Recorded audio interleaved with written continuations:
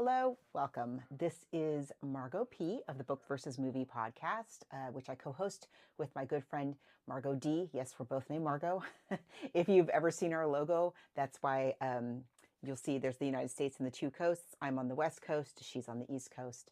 And we've been doing the Book versus Movie podcast for over 10 years now. And if you're, I'm assuming you're coming here from my other channel, my main channel at She's Not Your Mama. If you're not, you found me some other strange way, which is weird because I just started this channel. Hi, if you want to hear episodes of the Book versus Movie podcast, you could do that over on my main channel. Again, that's at She's Not Your Mama. And, but here I wanted to create a second channel just to, I don't know, share some thoughts about the books that we cover and just random things of my life. And I thought I would start with a tag that's going around BookTube. Today is Halloween, which means that in a few days is the election. I'm just going to have a little sip and embrace myself. I love this mug, by the way. This is by Mary Engelbright. It says vote or else. Is that so cute? So I saw this, I guess it's an October spooky kind of BookTube tag, and I thought I would give it a try. So it's called the Book Murderer tag. And I think I saw it on Hannah's books, which I really love. There's a lot of channels I follow on BookTube, and I don't really think of myself as a BookTube tuber, but I do talk about books a lot, and I read a lot of them, and not as many as I used to.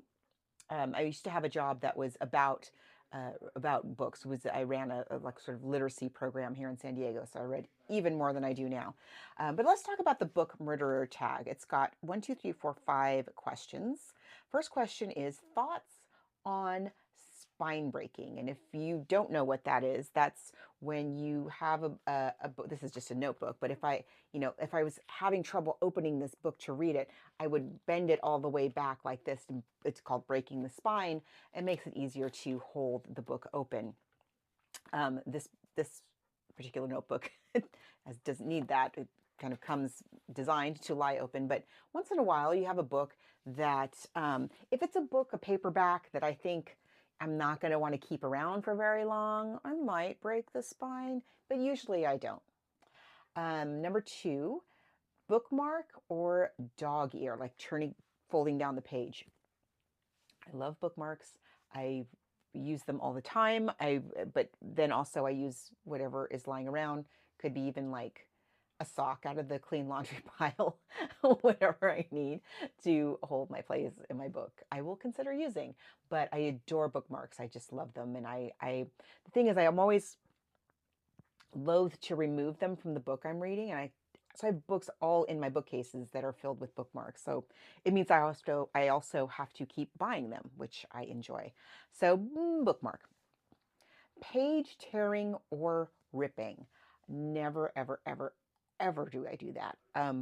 I did it one time in my whole life. One time when I was about 11 years old. They say that when you want to raise kids who are literate, interested in reading, it's important not only to read to them, which is great, but it's more important actually to have a lot of books around. Just have them around the house. And I grew up in a house that was packed with books. My mother was an English teacher. Back then they called it junior high, but now we call it middle school. So she was a middle school English teacher. And my father was an interior designer. So my mom had all of the like literature books, and my dad had all these like art and design books. And so when I was about 11 years old, I was doing a school project about a particular artist that my father had a great big picture book of that, what's called a monograph, a book dedicated to a single artist. And I ripped the pages out of his book without asking. I don't know if I thought he wouldn't notice, but he sure noticed on parents' night when they saw my project up on the, up in the classroom with all the other kids, and I had these beautiful reproductions from this very, very expensive, probably first edition book. Um, it was on the sculptor Henry Moore, as I recall. So ever since then, I do not tear the pages. Question number 4, writing in books. A lot of people write notes as they're reading, and that's really cool. I write notes as I'm reading in a notebook. But same thing with like the book tearing and the book dog earing. Speaking of my mom, she frequently would bring, I mean, just boxes of books home. And my sister and I would help her read them. So she would give them to us to read and ask us what we thought. Did we think it was too difficult or too easy to read? Or what did we think of the themes? And what did it make us think about? And because I was very conscious of the fact that students were going to be using these books, I never wrote in them or would never even have dog eared a page, let alone broken the spine of the book. So I just don't have, I never got the habit of writing books. Having said that, I love buying used books very much. And I actually love it when I buy a used book and someone has written their thoughts in the book or in the margins or whatever. I actually really love that because when you're reading a book, you're having a conversation with the author. And I'm not only having a conversation with the author, I'm having a conversation with another reader, and the author. So I actually really like it, but I don't do it myself. And the last question is number 5. Do you ever rip covers or do bookbinding? And I don't do either, ever. Yeah, not ever. I do have magazines. I guess I'm kind of a hoarder. I'm realizing as I'm talking through this. Uh, I don't have books with broken covers. I do, if I get like a hardcover and it's got the jacket on it, I do sometimes take the jacket off. I find like if I'm reading the book, I love a good book jacket and I try to save them if I can. But if I'm reading the book and the thing is just getting in my way, I do often just like, ugh, or if I rip it, I don't save it usually. So I have a lot of books that don't have their jackets. So I do have that. But yeah, I have magazines. I mean, some of them are, oh gosh, some of them are probably 30 years old. And one of my first jobs, one of my first jobs, again, 30 years ago, almost 30 years ago, uh, right out of college, I worked in the bookshop of the Metropolitan Museum of Art. I was an art history major, and I later had a different job in a different department at the museum, but my first job there was in the bookshop. And they used to, at the end of the month, and maybe all bookshops do this, I don't know. This is my only book selling experience. But at the end of the month, if they had magazines that hadn't sold, of course, magazines are very heavy to ship, right, because of the paper.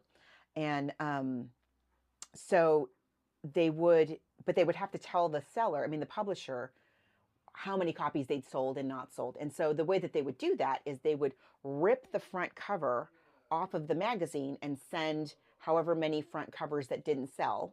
They would send those back to the publisher, and the publisher would know, oh, next time send them at, 6 copies less of Art in America. And those magazines are amazing. They're beautiful. And it wasn't just art magazines. It was interiors magazines. It was international magazines. It was amazing magazines that we sold in that bookshop. And I'm sure they still do. And so I, of course, yoink. So I scooped them all up. And so I still have some of those coverless magazines that have all these years later on the other side of the country have gone from house to house to house. And I just, I've let go of so many things in my life, so many pieces of furniture and clothing and knickknacks and whatnot. But my books, I always bring my books. And so anyway, that's the end of the tag. It's kind of fun, right? So if you let me know, like, do you do any of these things? Are you a dog earer? Are you a spine breaker? Have you murdered any books? Are you here's a This should be in the book murderer tag. I'm going to add another one. Are you one of those people who puts the book's spine inwards? You know what I'm saying? Like it's been a thing I've seen in decor magazines where people take their books and they turn them so you're looking at this, you're looking at just the page side of it. You know what I'm saying? Who does that? Like, how do you, why are you doing that? I don't get it. I don't like the look. I find it very disturbing. I find it most unwholesome and quite spooky. So, yeah, they're like ghost books. Anyway, let me know if you have things like this that you do to murder your books. And welcome. Please come back. I'll be sharing all kinds of things, travel, I don't know, planning. Um, Not that it's that exciting. I've used the same planner for many years now, but I can share what I do, how I manage all of that. So thanks for stopping by, and hope you enjoy the Book versus Movie podcast. This last month in October, we do spooky, scary, sci-fi. We had a really cool October. I think we had an extra week in there somewhere. We did The Day the Earth Stood Still. We did Dolores Claiborne. We did The Fly, the Jeff Goldblum one. And then we finished off the week with one of the scariest books I have ever read. No kidding. And I'd never read it before, and I'd never seen this movie. Both are excellent, by the way. Night of the Hunter by Davis Grubb. If you've never read it, do yourself a favor. So, anyway, hope you guys have a great weekend. Don't forget to vote if you're in the United States, and take care.